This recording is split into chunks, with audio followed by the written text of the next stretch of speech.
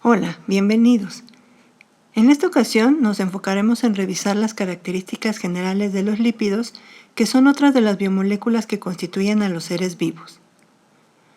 Los lípidos también son llamados grasas y son moléculas constituidas principalmente por carbono, hidrógeno y poco oxígeno.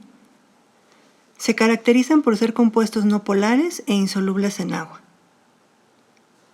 Se clasifican en dos grupos: los lípidos saponificables, que se caracterizan por tener ácidos grasos en su estructura, y los insaponificables, que carecen de ellos. Aquí vemos la estructura de un ácido graso, que básicamente está constituido por una zona con un grupo carboxilo o grupo ácido y una larga cadena hidrocarbonada. Esta estructura de los ácidos grasos les confiere características químicas muy particulares, ya que cuentan con una zona hidrofílica altamente polar y soluble en agua, donde se localiza el grupo carboxilo. La cadena hidrocarbonada constituye una zona hidrofóbica que es insoluble en agua, ya que no es polar. En esta imagen se muestra una representación de un ácido graso. A la zona del grupo carboxilo le llamamos cabeza hidrofílica y a la cadena hidrocarbonada cola hidrofóbica. Cuando estas moléculas las ponemos en contacto con el agua, vemos que no se pueden mezclar, pero pueden formar unas burbujas llamadas micelas.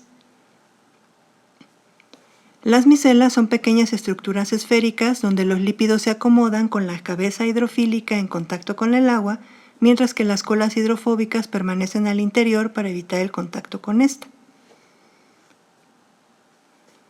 Cuando llega a quedar atrapada el agua al interior de una micela, se forma una estructura llamada liposoma, donde vemos que cambia el arreglo de las moléculas, dejando siempre las cabezas hidrofílicas en contacto con el agua.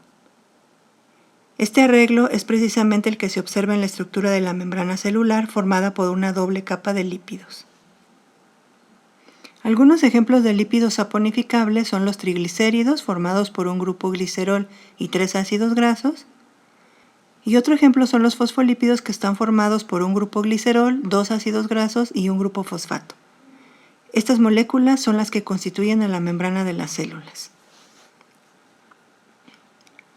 A diferencia de los lípidos saponificables, los insaponificables no tienen ácidos grasos y tienen una estructura básica formada de anillos.